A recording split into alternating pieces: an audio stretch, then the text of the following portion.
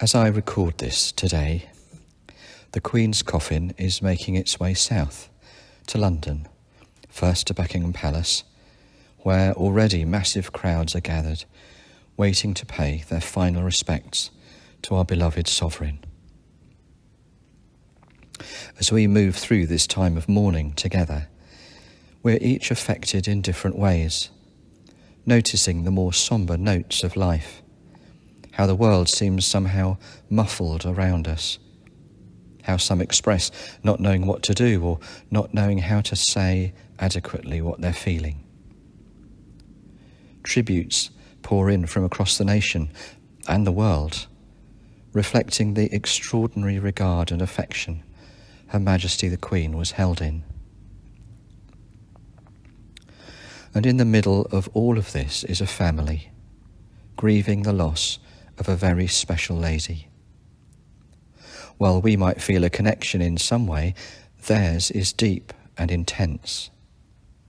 Stories are shared of royal visits and encounters over the years, but theirs express only what families can, a closeness, a life and a love that we as subjects never shared, but simply caught fleeting glimpses of. Their grief is played out with a media watching, surrounded by comment. And if they manage to find privacy, there's speculation about what's going on behind closed doors and curtained windows. But I'm also aware that this deep national mourning has been a trigger for other more personal losses that we've experienced. Echoes of words, hymns and music, scripture readings take us back into those places of pain and emptiness as we meet our own griefs once again. We find ourselves back in that valley unexpectedly, but with a sudden rawness that can catch us by surprise. Tears for our Queen are mingled with tears for fathers, mothers, children, friends. And so today, in the middle of this week of national mourning, as we move into that place of stillness as the Queen lies in state, may we hear her words to us, as she reminded us in her Easter message during the pandemic, that Jesus brings light even into the deepest darkness, even the darkness of death.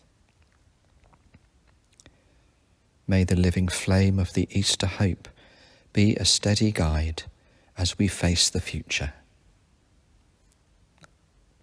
So let's allow Jesus to stand with us in our sadness and lift our faces to see the light of his unshakable love, and let him guide us through whatever our future holds.